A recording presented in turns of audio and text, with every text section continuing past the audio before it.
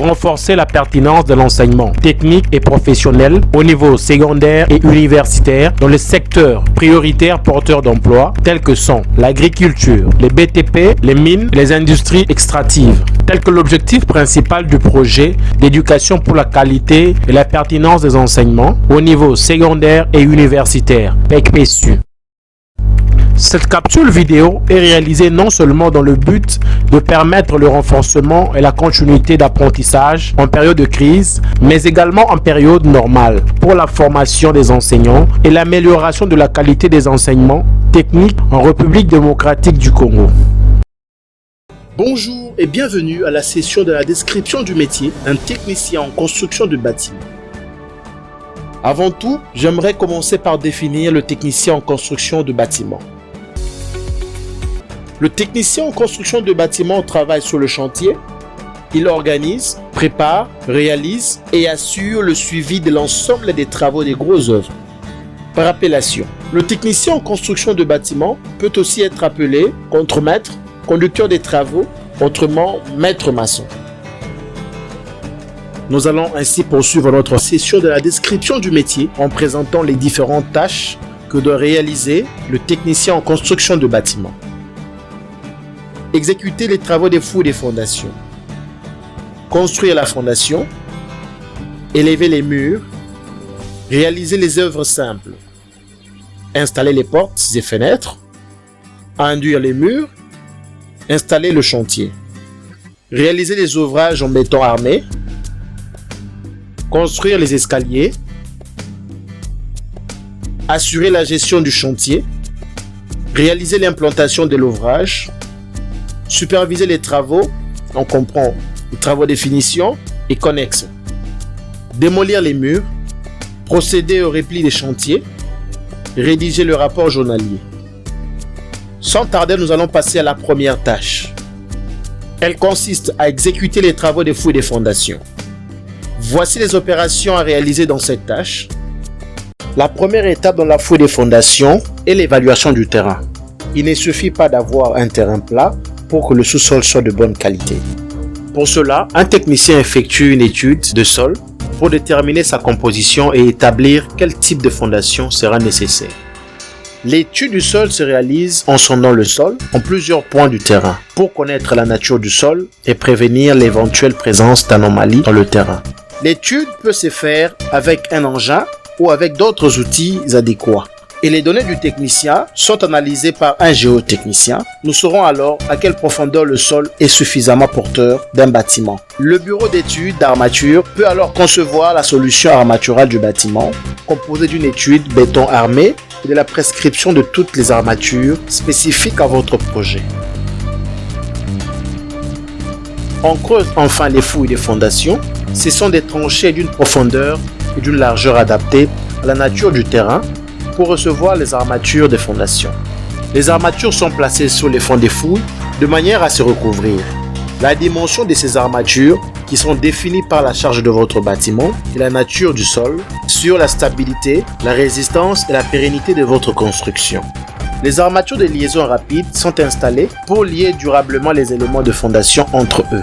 Les armatures sont également ligaturées entre elles pour une meilleure stabilité lorsque le béton sera coulé. Une attente verticale est enfin disposée à l'aplan du futur chaînage et poteaux. Ces éléments servent à lier les armatures de fondation au reste des armatures du bâtiment. L'objectif est que les réseaux des armatures soient suffisamment résistants pour s'opposer au mouvement du sol et maintenir l'ouvrage dans son ensemble.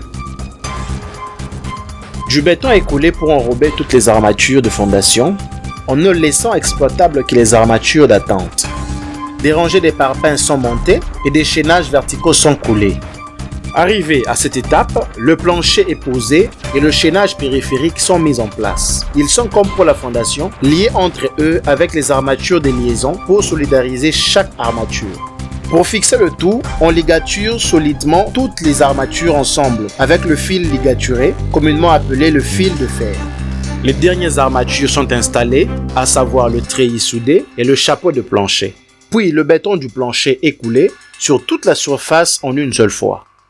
La première phase de la fouille des fondations est achevée. D'autres armatures, chaînages, poteaux, poutres, chevêtres sont par la suite disposés à chaque point stratégique du bâtiment lors de la construction des murs.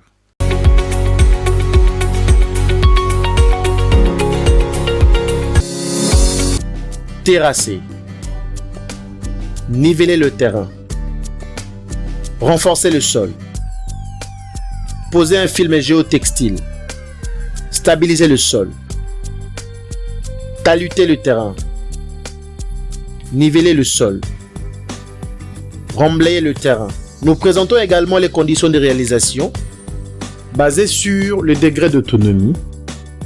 Le technicien en construction de bâtiments est autonome dans la réalisation de la tâche. Toutefois, dans les grands chantiers où les travaux sont morcelés, la fouille peut être faite en équipe. Les références à utiliser.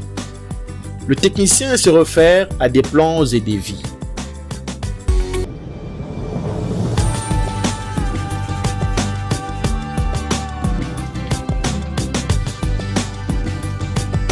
À partir des bons de commande et des consignes particulières au type de réparation.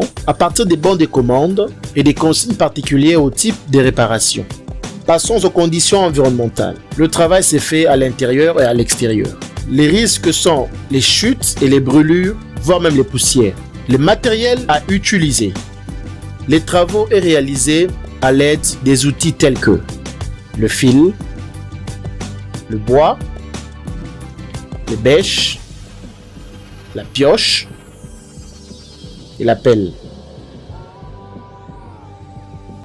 Rapidement, nous allons passer aux exigences de réalisation. Ces exigences sont basées sur, premièrement, la conformité au plan, l'exactitude des côtes, le respect des pentes, la pose correcte du film géotextile, le nivellement approprié du sol, la précision des mesures, le bon jugement, l'acuité visuelle, la vigilance, le respect des règles de santé et de sécurité et la particularité. Merci d'avoir suivi la première tâche de cette session de la description du métier d'un technicien en construction de bâtiments.